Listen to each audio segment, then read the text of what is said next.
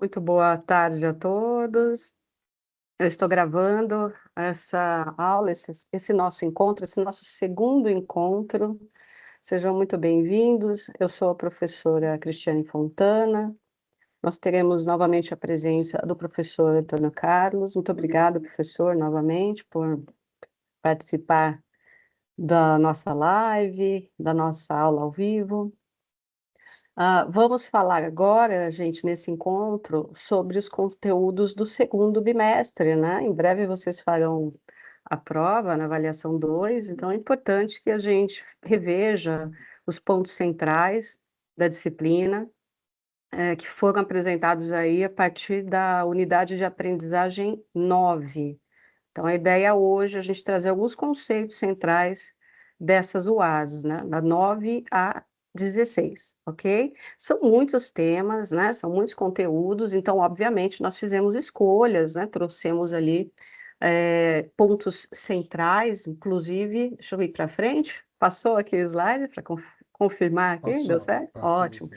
Então, o nosso objetivo hoje é fazer essa recapitulação, né, dos principais conteúdos que vocês viram aí no segundo bimestre e consolidar o entendimento desses elementos, né, que mostram aí o processo administrativo.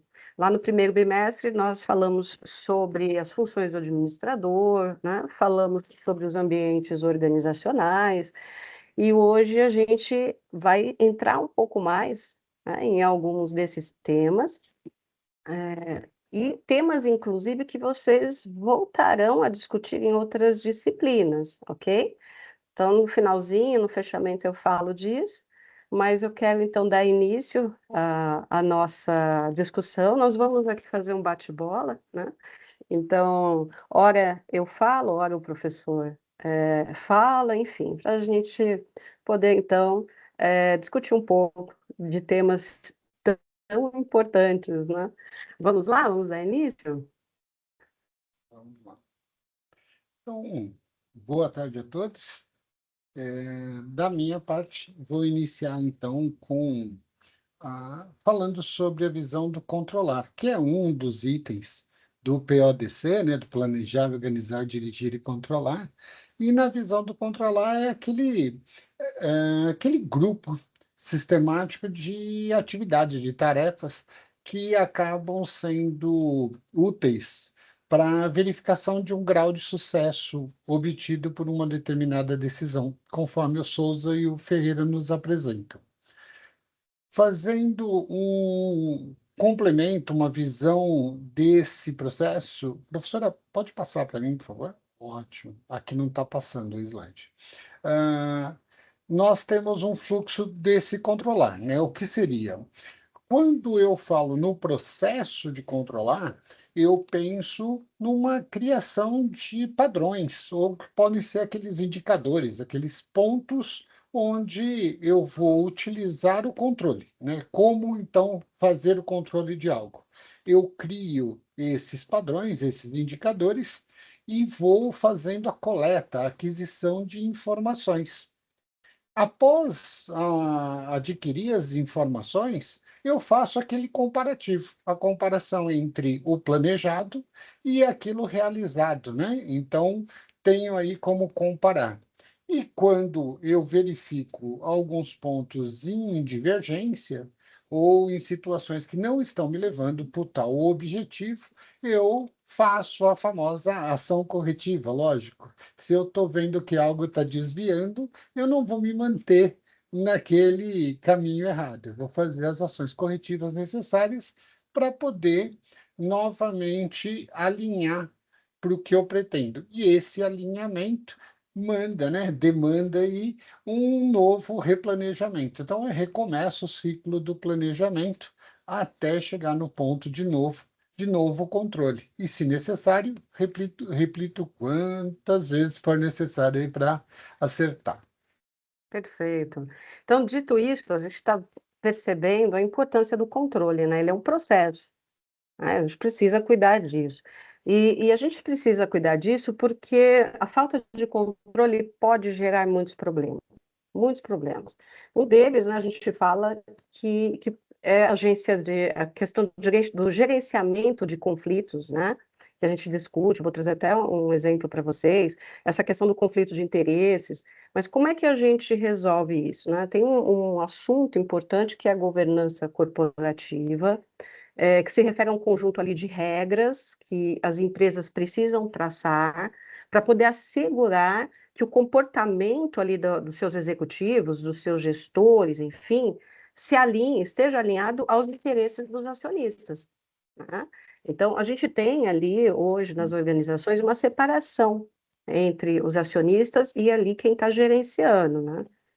Então, como é que a gente faz com que os gestores caminhem realmente de acordo com o que os donos, né, querem? Então, o objetivo da governança corporativa é justamente garantir a confiabilidade, né, de uma empresa para os seus acionistas. É muito importante que essa transparência ocorra. A gente fala um pouco aqui sobre o conflito de agência, eu acho que vocês viram isso no material. Então, quando a gente tem a separação, que eu disse há pouco, da propriedade, né, que são os acionistas, da gestão da empresa, pode ocorrer esse conflito de agência. Nós temos aí alguns exemplos, né? Eu trouxe para vocês aqui o que aconteceu nas lojas americanas há algum tempo, vocês devem estar lembrados, né? Então, o conflito de agência que ocorreu na Americanas, o que que se observou, né? Então, eles analisaram ali, detectaram evidências que os executivos teriam manipulado as demonstrações contábeis para poder, então, beneficiar os seus próprios bônus, os seus pagamentos, ao invés de mostrar a situação ali real, né, da empresa para os acionistas. Então, foi uma governança corporativa deficiente, né? Esses mecanismos que deveriam estar ali funcionando, eles falharam. Eles falharam em várias questões, né? No que diz respeito ali às fraudes que foram realmente comprovadas, e não havia um processo de controle rigoroso para poder impedir essa questão. Então, a gente vê isso em inúmeras empresas, mas ficou muito famosa essa situação da Americanas. Então, a importância ali de cuidar, né, a importância da governança corporativa, tá ok? Bom, adiante, a gente também ali nas próximas UAs, vocês vão verificar uma discussão sobre liderança, né? Existem ali várias formas, vários estilos de liderança que são abordados no nosso material.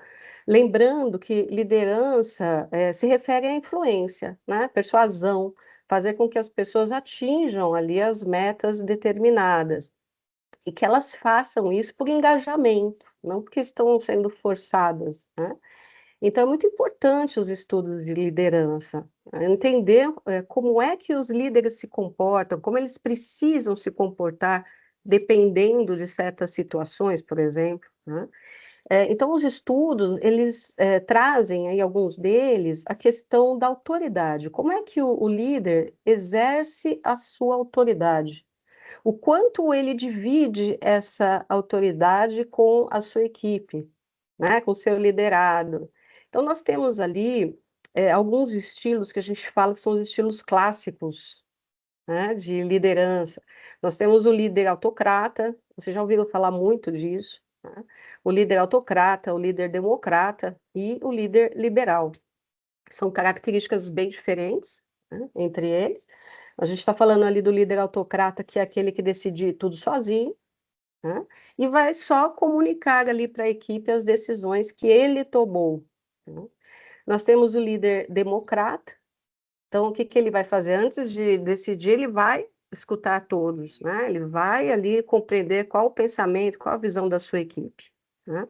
Para então tomar ali a sua decisão. E nós temos ainda o líder liberal. No nosso contexto, no nosso material, os autores discutem essa liderança liberal como aquele líder que não orienta, né, que está ali isento do que está acontecendo e deixa para o grupo a responsabilidade de decidir, ok? Então, só para a gente poder pensar um pouquinho como que é essa autoridade exercida pelo líder e como é que ele faz na questão de compartilhamento ali da tomada de decisão com a sua equipe, tá? Outra discussão, ainda dentro dos estilos de liderança, é a questão da liderança situacional, né, que faz muito sentido quando a gente para pensar, que claro, cada pessoa, isso é importante, nós temos ali uma certa tendência a ter um determinado estilo de liderança, né. Então sabemos disso. Tem pessoas que são ali mais rigorosas, mais firmes, mais autocráticas, né, alguns não, enfim, alguns já têm, isso por natureza de trazer a equipe para si, de ouvir os outros. Ficou mudo? Érica, vocês estão me Eu ouvindo? estou lhe ouvindo normalmente. Eu não Ah, sei então se foi tá. uma oscilação nela. Acho que na Pode gravação ser. não. Então tá ok. Então vou continuar. Pode ser mesmo a internet da Érica. Então, e nós temos ali, né, um comportamento que é nosso sim, mas, né, quando nós, nos inserimos no mundo profissional, nós precisamos desenvolver essa capacidade de mudar de estilo quando necessário. E às vezes é necessário, né? Dependendo de uma determinada situação, dependendo de um grupo de colaboradores, como eles são, se eles têm mais maturidade, menos maturidade, você tem que ajustar sim o seu estilo de liderança, ok? Então vamos, pensar, né, então, se eu tenho uma equipe com um grau super alto de maturidade, eles têm muita experiência, né, eles sabem fazer o trabalho, são criativos, enfim, eu sei que o controle que eu vou ter ali daquela equipe é até um certo ponto, né. Eu posso confiar, eu sei que a coisa ali vai acontecer. Se eu pego uma equipe novata, começou do zero, então eu tenho que estar mais firme, eu tenho que estar, né, controlar mais essa equipe, ok? Cuidado que a gente confunde às vezes, né, assim, não é o maltratar, né, eu estou falando do cuidado e de estar ali mais, controlando mais de perto, né. Existem também algumas situações que nos leva a ser mais autocráticos, sim. Então, uma pressão do tempo, uma tarefa que exige rapidez, né, alguma situação que pode estar ali colocando em risco alguém da equipe, enfim. Então, a questão do tempo, a natureza da tarefa, o grau de maturidade da nossa equipe faz com que sim, a gente tenha que fazer ajustes nesses estilos. Mas é óbvio, né, se a gente vai para a literatura, vai para as pesquisas, a gente sabe da importância nos dias atuais da liderança democrática, né, de trazer as pessoas, essa gestão participativa, de ouvir o outro, né, de ter a equipe engajada, ok? Então, mas é importante a gente pensar também nessa questão aí, da situação, né, e de a gente ter que mudar os nossos estilos dependendo dela. Professor? Dando sequência nessa visão, então, da liderança e do papel da liderança, o quão importante é, né? Interessante a gente relembrar ou discutir a visão da motivação. Por que que ela é tão importante, né? A motivação é o que acaba fazendo a pessoa, o colaborador, agir, se dedicar a trabalhar com uma determinada tarefa. Só que vamos entender a motivação, né? Motivação é um processo intrínseco, ele é interno. Então, o líder aí pode entrar fazendo o conceito de gerar os motivos, de promover os motivos, de promover o ambiente para que a pessoa faça o agir aí, né? O ambiente proporcione a pessoa agir. Então, a motivação acaba influenciando diretamente o desempenho desse colaborador. O líder precisa, então, que essa pessoa esteja motivada, para trazer melhores resultados, para o ambiente ficar melhor. Então, cabe ao líder aí entender o que motiva cada pessoa. Afinal, cada um de nós somos diferentes um dos outros. Cada colaborador nosso terá uma atitude, uma característica e alguma coisa que acaba motivando ele. Então, entender esses pontos motivacionais deriva aí de a gente relembrar os conceitos das teorias que nos trouxeram a visão da administração. por exemplo, a teoria da pirâmide de Maslow, ou teoria das necessidades e das hierarquias, a teoria da motivação ou teoria dos dois fatores do Herzberg, que o Frederic Herzberg nos apresenta, e a teoria X e Y do Douglas MacGregor. Entendendo um pouquinho melhor, a teoria da pirâmide de Maslow, né, ou a teoria da pirâmide das necessidades, ela mostra a visão da hierarquia dessas necessidades no conceito evolutivo da motivação. Então, todos nós estamos numa base de uma pirâmide, onde vamos evoluir com esse conceito. Quanto mais forte seja essa necessidade do ser humano, mais motivada essa pessoa vai ficar e muito mais motivada a pessoa vai tentar entender esse conceito e evoluir. E com isso, o Maslow acabou trazendo uma ordem de grandeza, de importância, que claramente se apresenta por essa pirâmide. Uma visão fisiológica, a visão de desenvolvimento do ser humano, mas como base, né? Então é a base da pirâmide, porque todos nós estamos ali, todo ser humano, ele tem a necessidade fisiológica, né? A visão de ter fome, de ter sede, de ter sono, aquela de subsistência bem básica mesmo, por isso fisiológica. Na sequência, a visão da segurança, que é aquela que te traz proteção, que você vem através de, por exemplo, da saúde, do trabalho mesmo, de situações que te deixem segura.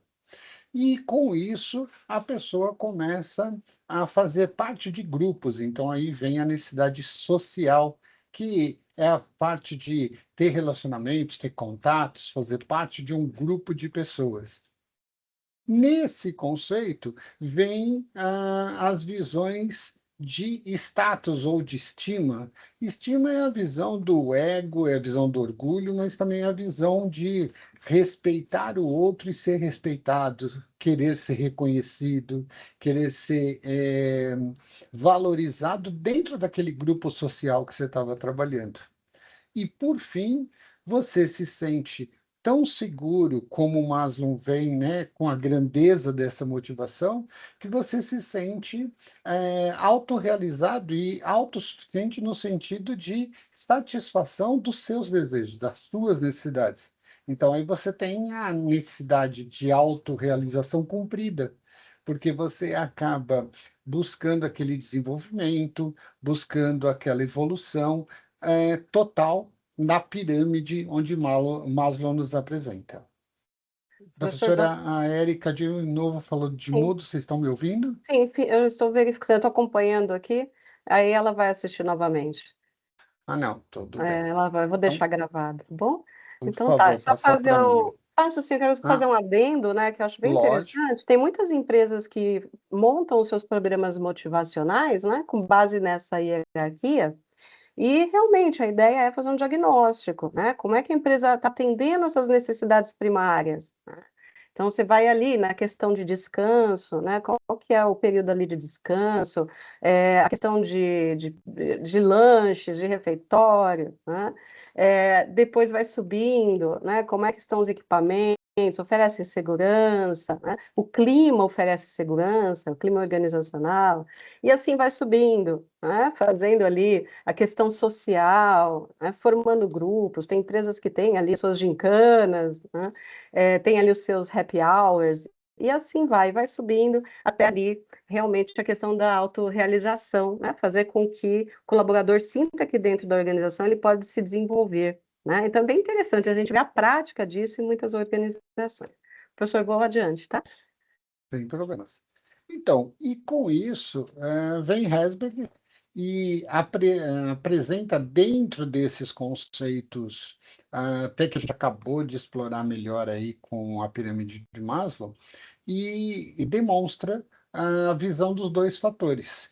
Os dois fatores seria dividir aquela pirâmide entre conceitos de fatores de higiene, que são os extrínsecos, que é a visão do relacionamento do ambiente de trabalho, como o professor comentou, as condições, o salário, os benefícios, o clima em geral, mas que faz parte do abastecimento, da necessidade de se manter. Então, a gente comenta que essas não motivam, né? Elas geram uma insatisfação se elas estiverem ausentes.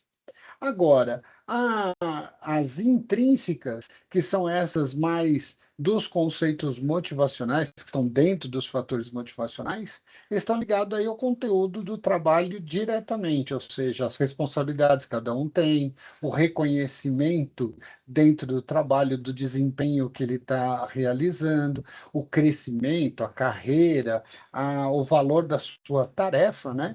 Que aí acaba gerando para a pessoa aquele ímpeto motivacional para que aumente cada dia mais a motivação e o desempenho desse colaborador.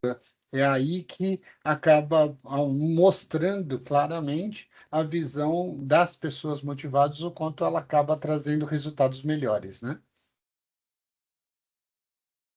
E vem a visão, então, do MacGregor, que ele separa claramente aquelas teorias mais mecanicistas, aquelas visões meio que negativas daquele trabalhador que tem que ser forçado, que tem que ser um trabalhador comandado de uma forma muito austera, porque ele não vê a visão da pessoa como alguém que pode se motivar, né? Então, parece aquela pessoa preguiçosa, que evita o trabalho, que não assume a responsabilidade, que ele está ali apenas pelo um troco ou uma contrapartida do trabalho dele. Então, ele precisa ter um controle muito rígido.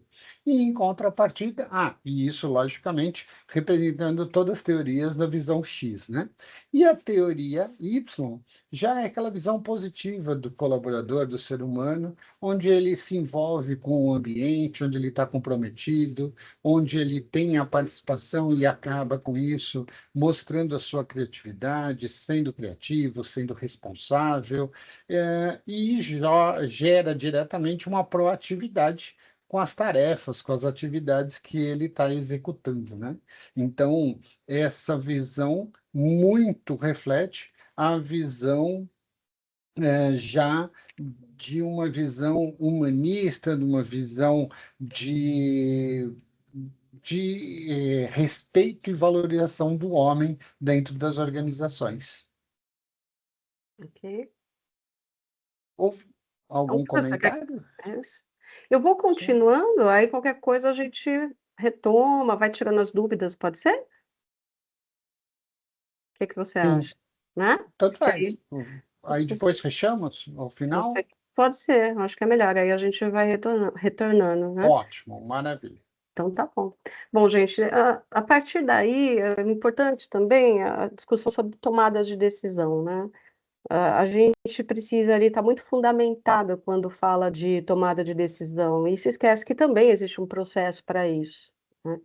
E a gente tem que estar apoiado, né, em etapas, né, em informações, enfim, para poder tomar uma decisão mais assertiva nas organizações, né. Então, eu trouxe aqui para vocês a visão do Maximiano, e ele fala que existe uma classificação para as decisões, né. Então, a gente pode classificar as decisões de acordo com o tempo, com o esforço que a gente gasta para tomá-las. E nós sabemos que, dependendo do tipo de decisão, a gente precisa ali de muitos elementos, né, para realmente escolher o caminho correto, tá? Então, nós sabemos que existem as decisões que nós tomamos nas empresas, que elas já são programadas. Já são aquelas tarefas que você sabe que vai executar todo mês, né, ou todo ano, ou enfim, elas estão ali já claras e você já pode, então, e deve se preparar antecipadamente para que você as tome de maneira estratégica. Só que existem também as decisões que não estão programadas, né? Elas chegam ali, então, vamos ter que lançar um produto novo, né?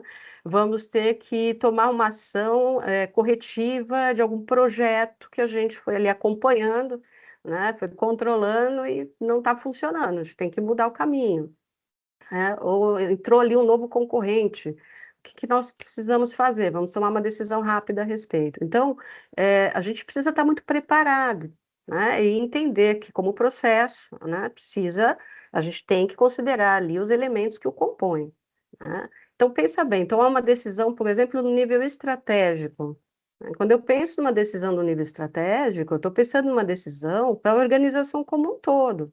Ela vai envolver um conhecimento muito amplo. Eu tenho que entender todos os fatores internos, mas eu também tenho que compreender o que está acontecendo lá fora, né? O meu ambiente externo precisa ser considerada quando eu monto uma decisão de ordem estratégica, ok?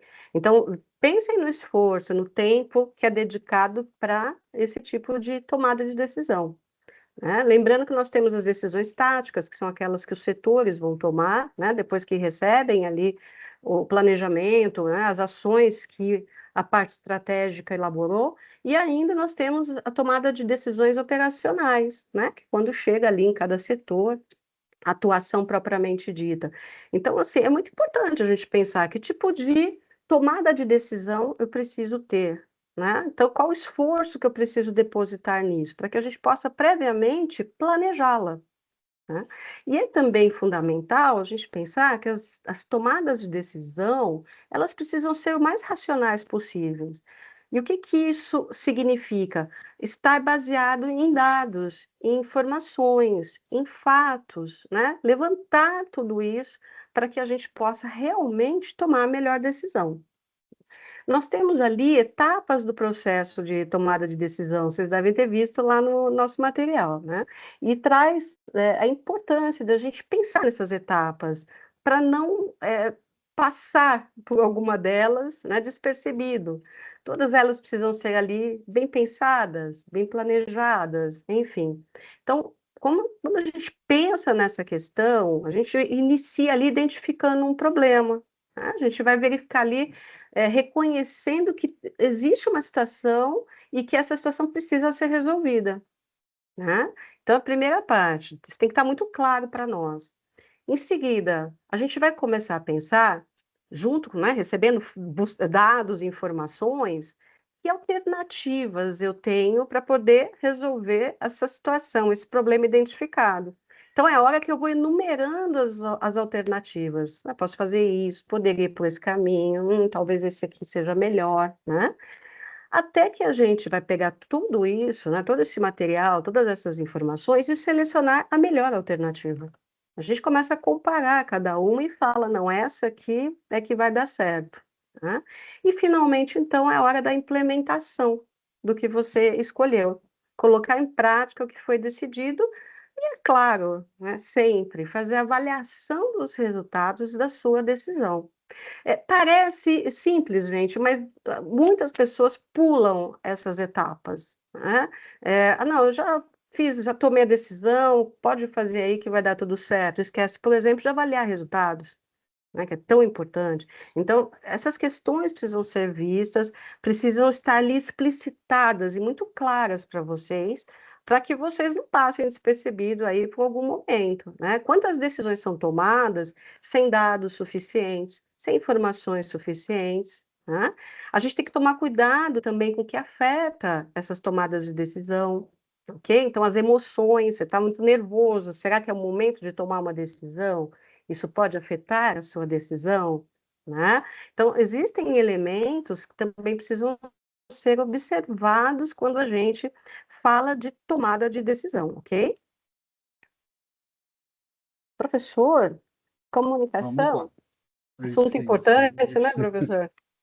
Assunto Muito. importante, E ainda complementar ao complexo. que você estava apresentando, né, É, professora? Porque a verdade. partir do momento que a gente fala de tomada de decisão, como a professora estava explicando, um ponto fundamental na sequência é saber comunicar essa decisão, né? Então, assim, não só a decisão, mas como tudo dentro da organização, a comunicação vai fazer muita diferença.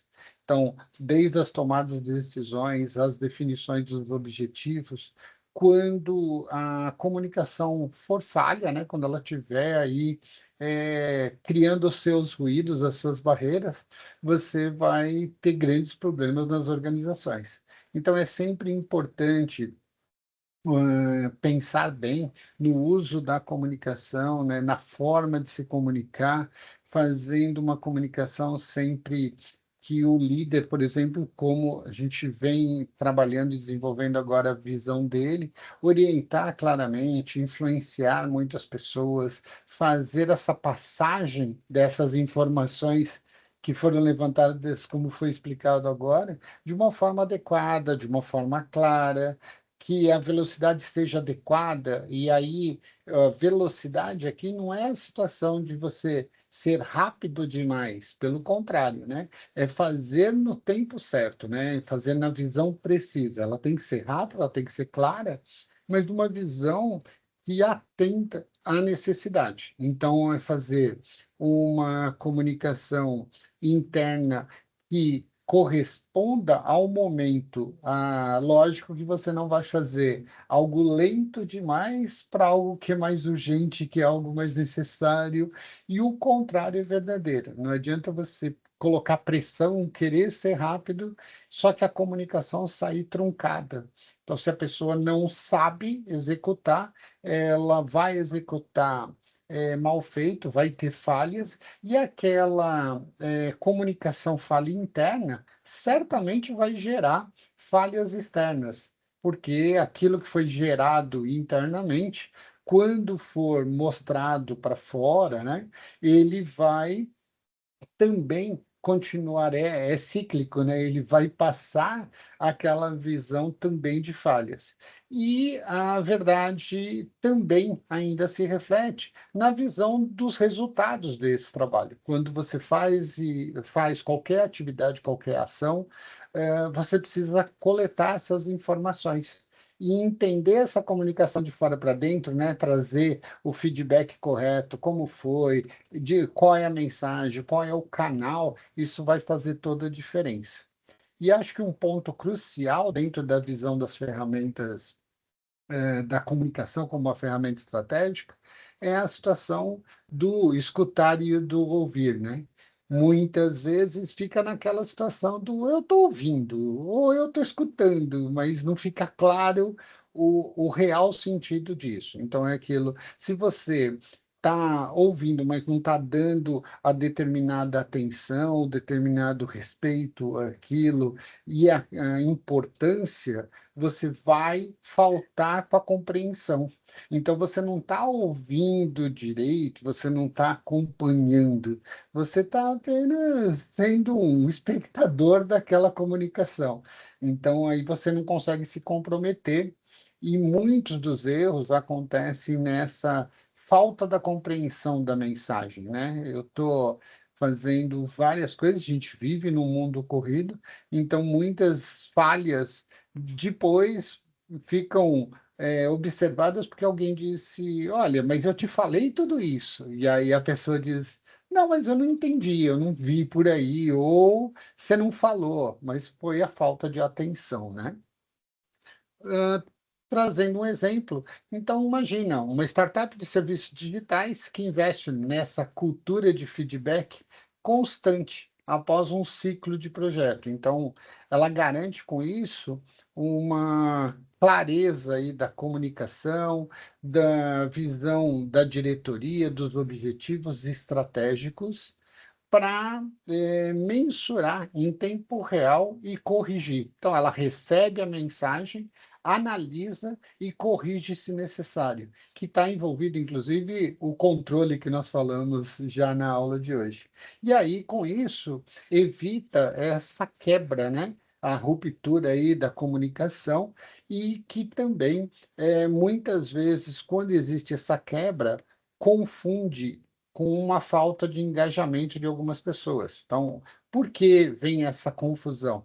Porque se a pessoa entende pela metade ou entende com falhas, a execução vai ter a sua falha também. Só confirmando, professora, aqui deu uma falhada na imagem e tudo. Foi normal para Foi, vocês? foi Então, eu normal, quase parei porque eu achei que aqui ficou tudo branco, aí foi normal. voltou agora. Voltou já? Tá ok. Sim, sim. E aí, dando continuidade, então, nessa visão das comunicações, nós temos os fluxos da comunicação formais, né? A visão de comunicação com os seus conceitos, com as suas visões de estrutura formal dela, e essas estruturas têm algumas formas de existir, umas formas de ser. Então, nós temos o fluxo vertical descendente, então, como o próprio nome já diz, descendente, então vem um nível hierárquico da organização, de cima para baixo, onde, por exemplo, o presidente comunica ao diretor, o diretor ao gerente. Então, é bom até a gente usar esse ponto aqui, porque muitas vezes algumas pessoas não interpretam o fluxo vertical descendente como apenas a linha hierárquica direta. Ele acha que é aquele topo da empresa falando com o chão de fábrica. Não. Todo nível que vier de cima para baixo hierarquicamente, ela está numa linha vertical e descendente. Agora, a linha vertical ascendente é logicamente o oposto, de baixo para cima. Então, quando essa comunicação ela é transferida dos níveis aí mais baixos, hierarquicamente falando, né, no sentido da função do cargo que exerce, e sobe até chegar ao topo da organização. Então, é aquela função do nível inferior hierarquicamente, passando ao seu superior. Professora? No fluxo horizontal ou lateral, né? O horizontal, como a gente já sabe, é aquela visão da reta, da visão retilínea. Então, é um gerente falando com alguém do seu próprio nível hierárquico, ou um funcionário conversando com outro, falando no mesmo nível hierárquico. Então, são analistas falando com analistas, gerentes falando com gerentes, aquela reta da conversa, aquela onde o nível hierárquico ele é horizontal, ele é paralelo, tá? O fluxo diagonal, que é também chamado de staff e linha, ele ocorre já em órgãos de linhas, que a gente chama, então, os departamentos, as áreas, né? Então, é o assessor interno da organização, alguém de uma área, de uma assessoria, que acaba passando para o outro nível de status. Então, é uma linha diagonal de uma área para outra, mudando também os status de hierarquia. Então, é um gerente de uma área falando com alguém no nível inferior de uma outra, ou com nível superior até de uma outra. Nunca no mesmo nível, senão ficaria no fluxo horizontal lateral. E aqui, para sempre exemplificar, é interessante, imagina aí uma grande loja aí de varejo que acaba aplicando aí um padrão de atendimento, onde o diretor, para a loja, via um fluxo descendente, acaba anunciando aí um novo objetivo. Então, ele vai passar um novo objetivo. E em respostas, os caixas, os vendedores, enviam aí relatórios e ideias sobre os problemas logísticos aí que encontraram. Então, quando o diretor passa para as pessoas da loja, ele está fazendo aquele fluxo descendente. Quando a loja passa para o diretor as informações, ela está fazendo o fluxo ascendente. Então, ela está subindo o nível hierárquico com a comunicação. E aí, lógico, com essa visão, permite aí que o diretor receba aquela comunicação, decida com o plano estratégico, a visão, ou algumas tomadas de decisões, como a gente já falou hoje, para dos problemas ou de melhorias na organização, né? E um outro exemplo é Um exemplo de uma fábrica de eletrônicos, onde o gerente de produção se comunica com o gerente de logística. Então, como eu comentei, dois níveis gerenciais se comunicando, então ele traz um fluxo horizontal dentro dessa visão do fluxo formal, e que esses dois gerentes, por exemplo, se conversem para acertar um cronograma de trabalhos, de entrega ou sinergias de trabalho.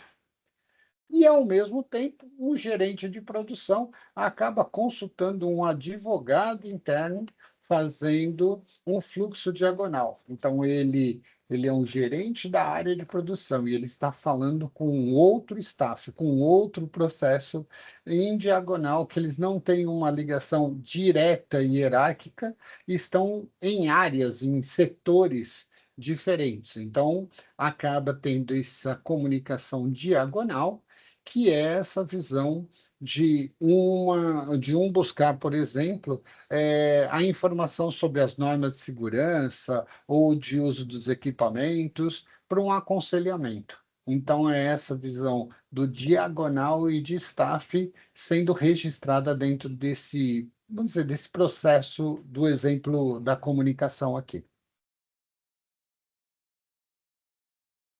Dentro desses conceitos, desses olhares, nós temos aí a visão ética empresarial como conduta e prática. A ética, ela pode ser vista, logicamente, como a filosofia da empresa, aquele ponto quando a gente fala lá, missão, visão e valores, né? Muitos não valorizam tanto, mas devem muito valorizar os valores da organização. Então, os valores são aqueles princípios, os valores morais, as condutas do ser humano, né? Da pessoa que vai desenvolver ali o trabalho do colaborador, que isso acaba sendo fundamental para que a empresa viva numa sociedade, num bom relacionamento, evite ao máximo os conflitos, porque cada um tem o seu jeito de ser. Quando você tem normas, tem procedimentos, tem regras de conduta, fica mais fácil que todos acabem seguindo algum padrão que acabe não invadindo e também, ao máximo, respeitando o outro. Então, dentro da organização, existe esse conceito da ética como uma prática transparente. Então, a ética empresarial, ela tem que ser reconhecida como um conhecimento, como eu falei, um procedimento, uma visão que a empresa pratica o tempo inteiro. Ela exercita aquilo de uma forma que mostra, inclusive, a forma de ela ser. E o fator de ela mostrar como ela é acaba sendo representado por essa visão transparente da operação que ela faz, da execução que ela tem, do olhar que essa empresa acaba passando para outros do como ela trabalha. Então, aquele perfil ético, daquele perfil responsável por aquilo que está fazendo.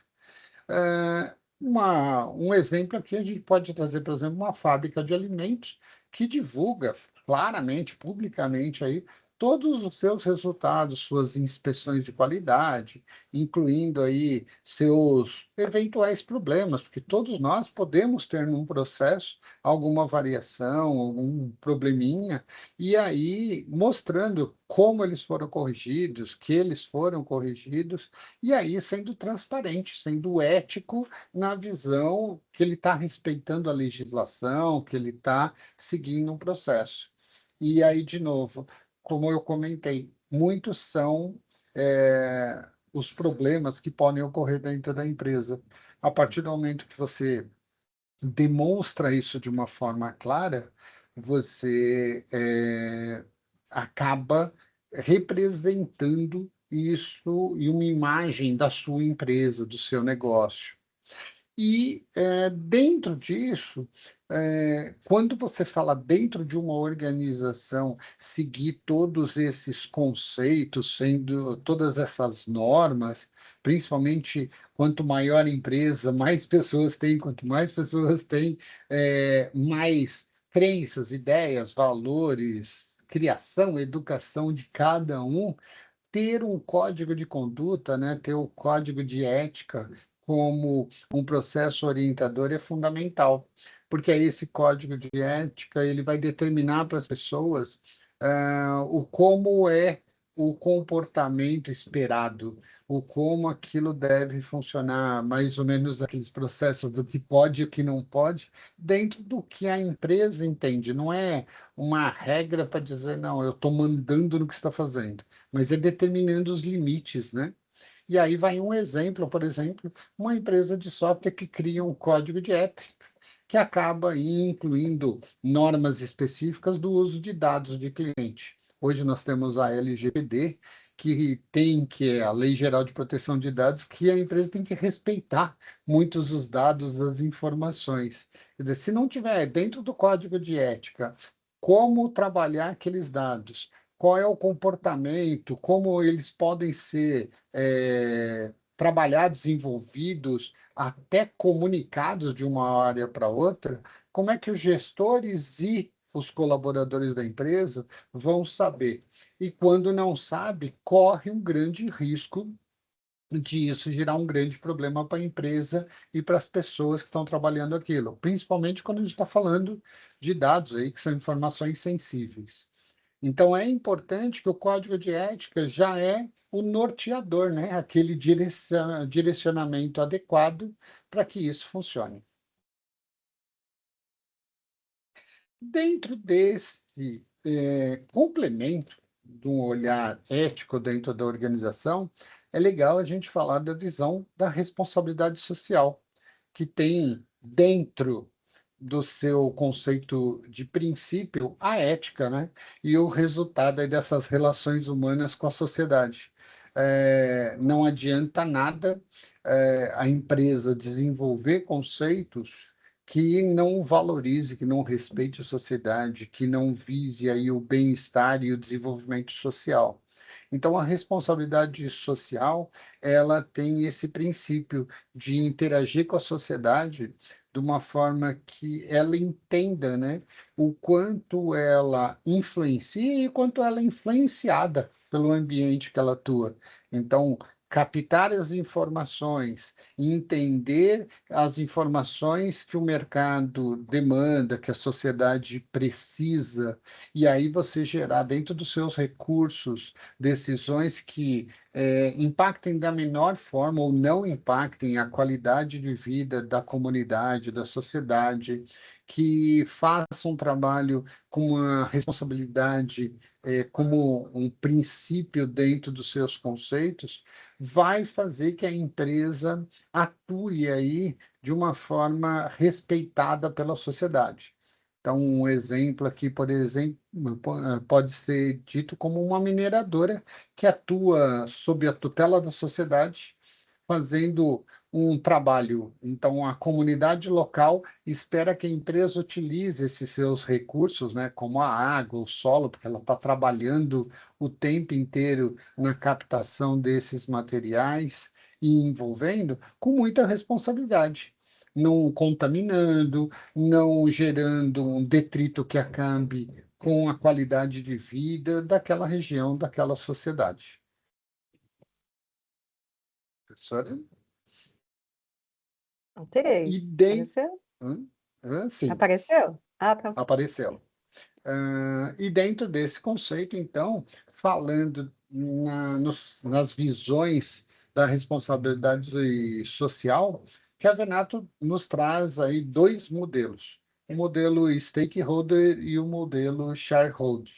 O stakeholder é aquele que possui uma posição bastante favorável, né, à responsabilidade social, aquele que atua de uma forma que entende que a maior responsabilidade da empresa está na sobrevivência a longo prazo. E para você sobreviver a longo prazo, não é focar só nos lucros, né? É você atender aos interesses dos parceiros, dos envolvidos. E quando a gente fala em stakeholders, fala todos os envolvidos. Então, todos os envolvidos, é a sociedade, são os proprietários, são os acionistas, mas também são os colaboradores, são todos aqueles direta e indiretamente, que tem uma relação com a empresa dentro daquele processo. Lógico que a visão dos stakeholders ele está diretamente ligado aos processos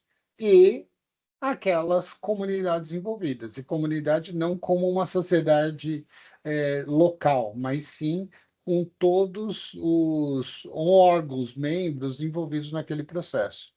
Já o shareholder é aquela visão da organização que se preocupa só em maximizar relativamente mesmo os seus lucros, ou seja, satisfazer os proprietários acionistas e que não pensa no seu compromisso, na sua responsabilidade com a sociedade, com o bem-estar, com a qualidade de vida daqueles todos envolvidos. E, logicamente, nos dias atuais, o modelo, ainda bem, né? O stakeholders é aquele que prevalece, aquele que perdura, porque você não faz um negócio pensando no lucro de hoje, você faz num processo contínuo, por isso que fala da sobrevivência da organização. E aí a gente pode dar como exemplo uma rede de supermercados que, adotando o modelo stakeholders, leva aí a pagar preços justos, a gerar pequenos, a valorizar, né, os pequenos produtores locais como seus parceiros, a oferecer treinamento para os seus colaboradores, especializando essa sua mão de obra, ou seja, dando um retorno de capacitação à sua sociedade ali envolvida, e em vez de focar em apenas cortar custo, em eliminar processo para chegar ao lucro ao acionista, como é a visão shareholder. Perfeito, perfeito. Isso aí, professor. Bom, gente, depois, né, assim, lá para os finais, né, nos UAS finais, a gente fala de um tema importante que é estágios de desenvolvimento de equipes. Então, é muito importante que a gente novamente, né, compreenda esse processo. Eu falo isso o tempo todo porque realmente, às vezes, a gente pega um assunto e faz uma análise ali muito pontual, né, e esquece que, como processo, existem etapas, a gente precisa pensar nessas etapas, como nós vamos nos preparar para cada uma delas. E a formação de equipes é isso, né? Então, quando a gente pensa numa equipe de alto desempenho, a gente sabe que leva um certo tempo, né, para que a equipe esteja ali alinhada.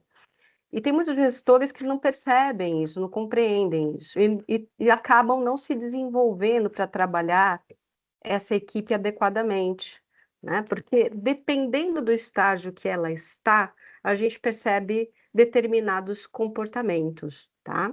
Então, é importante que a gente entenda e conheça esses estágios, né, para que o gestor, então, possa construir essas equipes de trabalho mais produtivas, mais criativas, que é o que nós queremos. Eu vou passar para vocês aqui esses estágios, tá um pouquinho apagadinho, mas acho que vocês vão conseguir. Nós temos esse conteúdo lá nos materiais, né, de vocês, mas só para que a gente pense um pouco, né, que estágios são esses, ok? Então, a gente fala que esse modelo é o modelo do Tuckman, que é um pesquisador, e já há alguns anos, né, trouxe esse trabalho, falando um pouco desses estágios de formação. Ele observou que quase todas as equipes, elas passam por cada uma dessas etapas, né.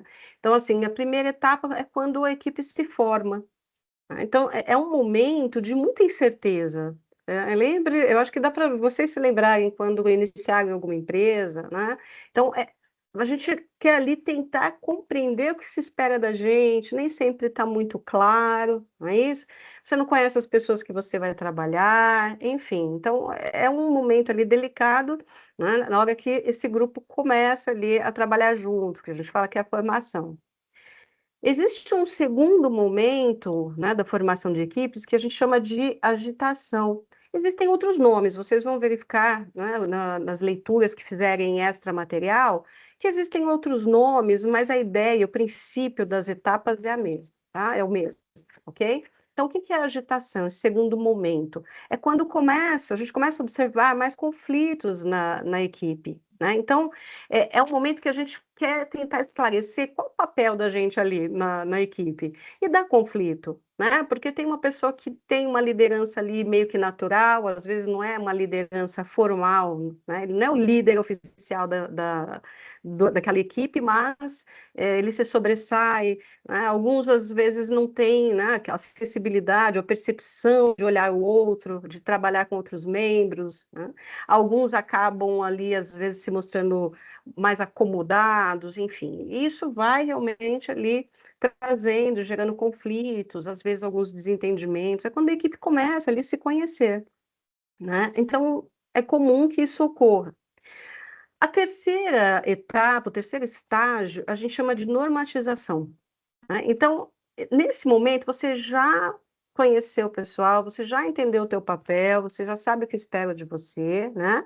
Então, já existe ali um consenso, a equipe está ali mais junta, né? Então, a agitação, ela tende a diminuir ou a cessar, né? Então, esses desentendimentos, esses conflitos, nesse momento, né, o correto é que não existam, que não ocorram, se ocorrer, perfeitamente administráveis, né? Então, é quando se chega a um acordo em relação a esses papéis, aos comportamentos, né, que são aceitáveis ali no grupo, as regras, enfim.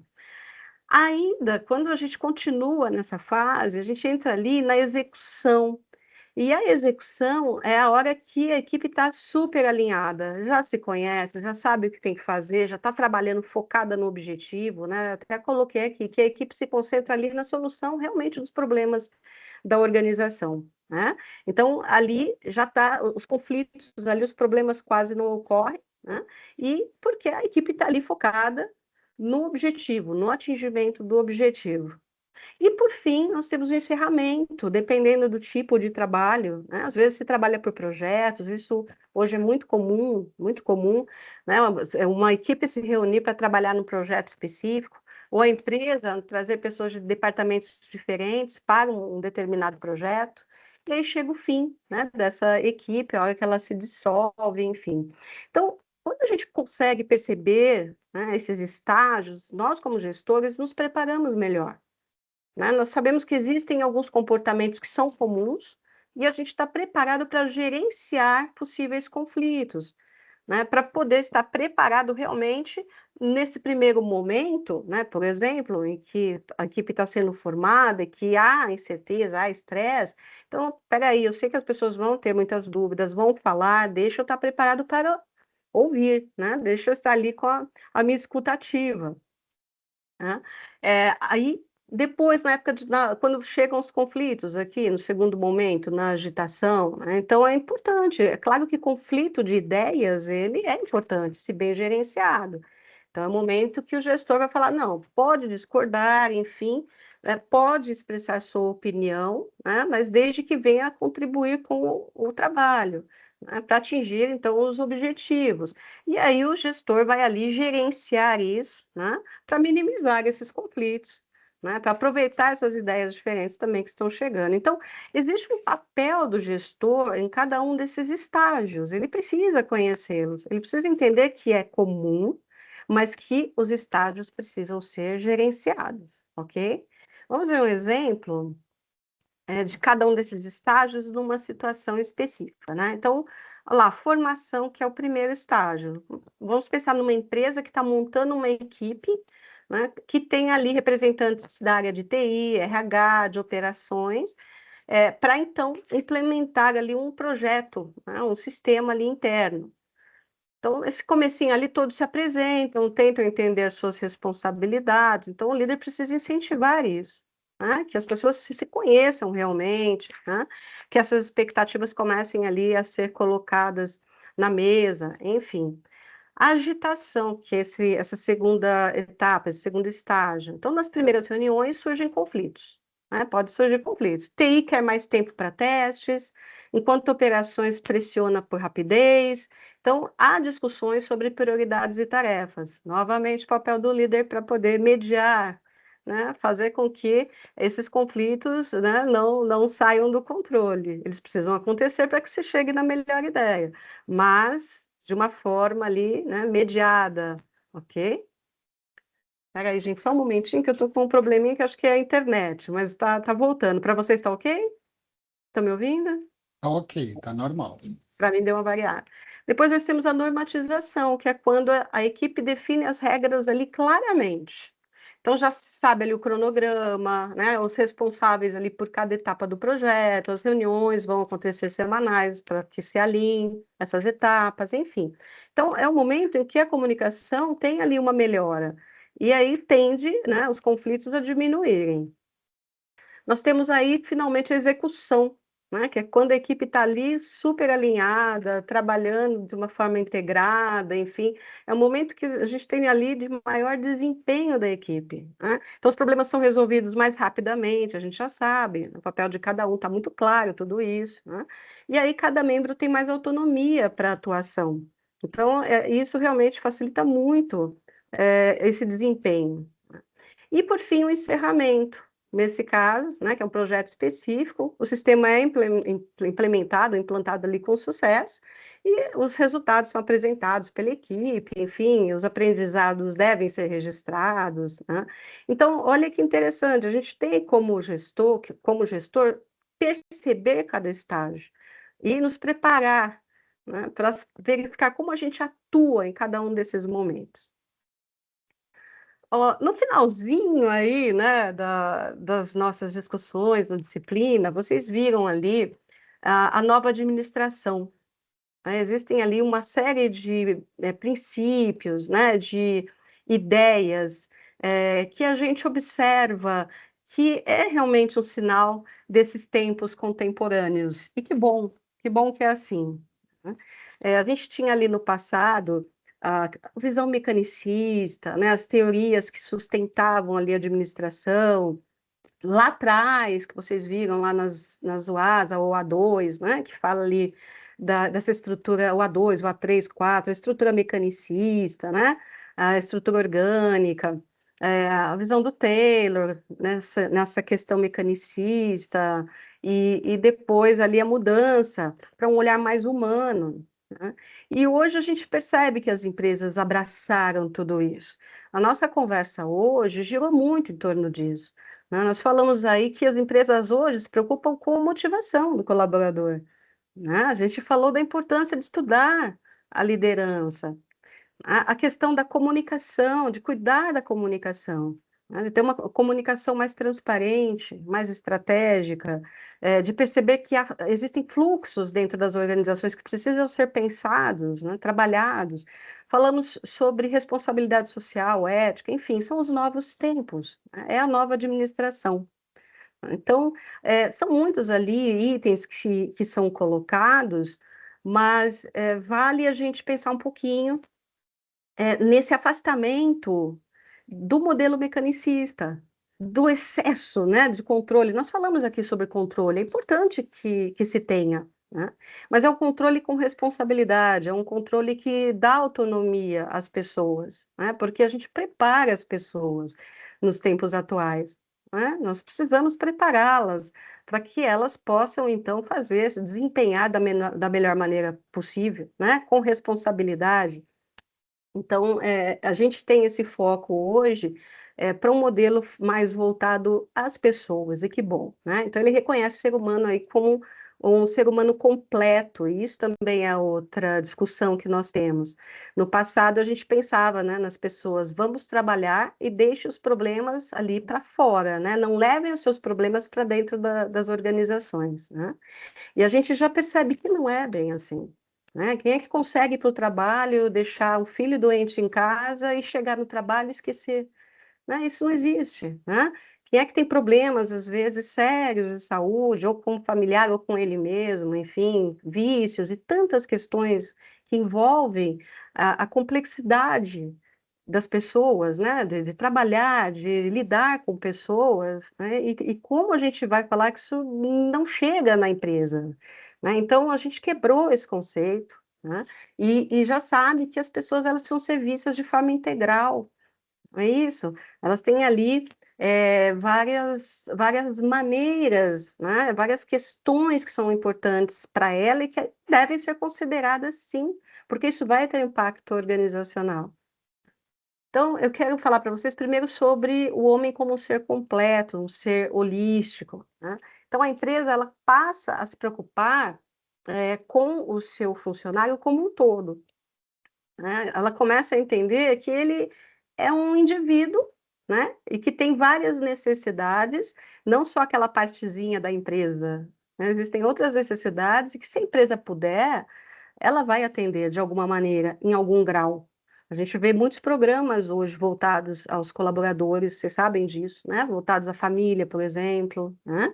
Então, a gente trouxe até um exemplo aqui, uma empresa de tecnologia que implementa um programa de bem-estar integral, que oferece não só academia e plano de saúde, né? Que são aqueles benefícios que a gente conhece, que são mais tradicionais, mas também tem o suporte psicológico, né? Porque o funcionário tem que estar bem fisicamente, mas mentalmente também, psicologicamente também, né?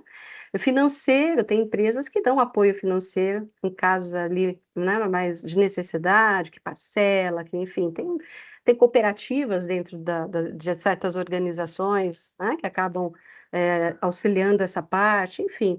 Então, reconhecendo que os problemas pessoais afetam sim a produtividade, afetam sim o engajamento do colaborador. Outra questão que foi discutida, vocês viram lá atrás, a gente falou um pouco sobre teoria de sistemas lá na primeira revisão, né? Lá na nossa primeira aula, e o que que se vê hoje, né? Que existe uma visão sistêmica, interligada, né? Então, as coisas não são independentes como a gente pensava lá no passado, né? Quando falava da estrutura mecanicista. A estrutura mecanicista, principalmente as visões ali de Taylor, Ford, Fayol, né? Era uma visão interna da empresa. Então, vamos arrumar essas caixinhas internamente que está tudo resolvido. E a gente sabe que não é assim, né? Hoje está tudo interligado. Hoje a gente está ali conectado com todos os elementos internos e externos à organização, né? E a gente tem que observar sempre a raiz dos problemas. Sempre, sempre, sempre. Observar a raiz, perceber essa interligação entre os elementos. Eu até trouxe aqui um exemplo para vocês. Vamos pensar ali: uma fábrica de alimentos percebe que a alta rotatividade de pessoal está causando erros na produção e aumento de custos. Então, a empresa do passado ia lá ver, né, de que erros são esses, vamos tentar resolver isso, né, enfim, vamos rever custos e ponto. Mas não. A visão hoje, essa visão sistêmica, o que que ela vai fazer? Vai fazer com que a empresa pense no problema, na sua origem. Que nessa alta rotatividade? O que está acontecendo? Será que o problema são as condições de trabalho? Será que é o clima organizacional? Será que minha liderança não está bem preparada? Porque eu quero manter essas pessoas comigo. Eu não quero alta rotatividade, eu quero os talentos sendo preparados e ali, que fiquem na organização. Eu quero esse conhecimento sendo gerado, sendo explorado, sendo aproveitado na minha empresa, né? Então, o que que ela faz? A visão sistêmica dela, né, exige que o problema seja tratado na origem, melhorando o quê? Condições de trabalho e salários, e não apenas lá na linha de produção ou lá no relatório financeiro, tá? Então, é isso, gente. Quando a gente fala na administração, nos tempos atuais, administração moderna, a gente precisa perceber, primeiro, que estamos tratando com pessoas, né? E como tais, existe uma complexidade enorme que precisa ser considerada, ok? Então, mas como assim? Não é questão, não é esse olhar boazinha, né? Que a gente fala, que esse olhar, né, de bondade. Não, é um olhar estratégico, é um olhar ético, é um olhar responsável socialmente, né? Nós precisamos observar as pessoas que trabalham com a gente e as pessoas que nós estamos interagindo. Como o professor disse, né? Que sociedade é essa que eu estou inserida? O que que eu estou levando para a minha sociedade? Enfim, o que que eu agrego de valor, tá ok? Então, a gente está falando aí de uma nova administração, né? São os tempos modernos e que bom que eles estão aí. Antes de terminar, nós tivemos uma observação aqui no nosso chat, né? Eu quero só fazer um comentário. A E Luciana... tem muito Isso, a ver com a nova administração também, que foi o é, fechamento, por isso foi uma relação então... boa. Não, e foi boa, ótima relação, viu, Luciana? Exatamente. Quando a gente fala da teoria X e Y, é isso sim, né? E até a Joelma também falou, né? Se refletia o trabalho do passado lá da época. Sim, exatamente. A gente está falando lá do passado, de uma estrutura mecanicista em que envolvia controle, né? As decisões eram tomadas de cima para baixo, essa questão participativa, né? Então, sim, a gente está falando de uma liderança extremamente autocrática, né? Que até a Luciana fez essa analogia, né? Da teoria X, exatamente, né? É uma liderança que precisava estar ali em cima, né? Que não acreditava na capacidade do seu colaborador, não é isso? Que impunha o que ele tinha que fazer, que não ouvia, né? Então, está muito ligado aos contextos, está muito ligado à época.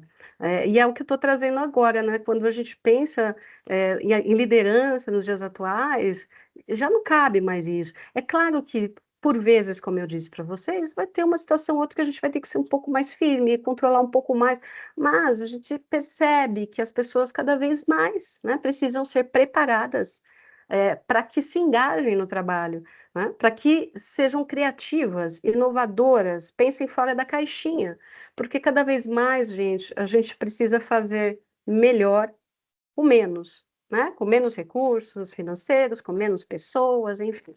Então, é isso, né? Vocês, como eu disse, essa é uma disciplina que sobrevoa muitos temas. Então, quase todos eles vocês vão rever em outras disciplinas ao longo do semestre de vocês, né? Então, fiquem tranquilos. Mas é uma disciplina importante, né? Rica, vocês perceberam, né? São muitos temas, muitas informações, né? E que bom, e que bom. E aproveitem bastante, tá? Então é isso. Espero que todos estudem bastante para as provas, né? E até o nosso próximo encontro. Eu passo a palavra para o Professora, professor. Passo a palavra para o professor Antônio. Pode falar, professor. antes de encerrar, também é só no sentido de reforçar também o que colocou a Joelma, onde, quando ela diz aí que cada vez mais a importância da qualidade da informação. Então, isso é muito legal mesmo. Tem muitas empresas, vocês viram, né? Quando a gente falou aqui em tomada de decisão, ela tem muita informação e ela demanda receber informações claras para tomar decisões coerentes. A comunicação, seja dessas decisões como no geral. Então, só reforçar realmente o que a Joelma colocou aqui que cada dia mais, né, a qualidade dessa informação tem que ser uma preocupação das organizações, tem mesmo. Eu acho que é um fator estratégico. Quem sabe trabalhar bem a informação, quem sabe se comunicar bem, passando informações claras, informações coerentes, né, vai sair na frente nessa concorrência louca aí de mercado, nesse diferencial. E, logicamente, evita conflitos, problemas futuros aí com a comunicação errada, né? É verdade. E aí a Luciana completou agora aqui, só que realmente as pessoas têm que começar a se aprimorar profissionalmente isso. E aí eu vou completar, Luciana, assim, me permita, professora, só para depois lhe passo a palavra de encerramento mesmo, mas não só as pessoas, mas isso é importantíssimo para as pessoas que querem evoluir para a carreira e para tudo, Luciana, mas que as empresas se preocupem também com isso, né? Elas podem gerar um ambiente de promover uma informação clara, de promover uma capacitação para trabalhar bem e aprimorar esse ponto, né? Então, acho que esses treinamentos, essas capacitações são necessárias porque ela sabe o resultado que isso pode trazer positivo quando bom e muito negativo quando ruim, né? Então, acho que vale bastante a pena. Professora, obrigado. Perfeito. Tá ok. Eu Eu que passando. A agradeço. Luciana está até escrevendo algo a mais aqui. Não, sim, a Oferecer questão da capacitação capacitação. também. Isso mesmo. Legal. Certíssimo. Obrigada, obrigada, professor. Obrigada a vocês, alunos que estão aqui, que participaram. Que ótimo isso, né? Essa troca ela é fundamental. E, enfim, vamos estar à disposição de vocês, né? Vamos terminar aqui a nossa aula ao vivo, mas continuaremos aqui na plataforma, né? No AVA. Então, é importante essas trocas, que vocês levem essas questões para os professores mediadores nos fóruns de dúvidas, façam isso, não apenas nesse semestre, em todos os semestres, todas as disciplinas, eles estão lá para isso, né? Esse é o último, Joel, é nosso último encontro, mas um encontro de revisão de conteúdo. Nós teremos ainda um encontro para fazer a correção das provas, né? Então, esse encontro vai ocorrer em dezembro, assim que vocês fizerem P2, mas, enfim, foi um prazer enorme. Eu agradeço novamente ao professor, a vocês pela presença, e estaremos aí sempre à disposição de vocês, ok, pessoal? Maravilha, é isso? Muito obrigada. Eu vi uma mãozinha aí erguida, mas acho que já foi. Obrigada a todos e até a próxima. Até a próxima. Tchau, tchau.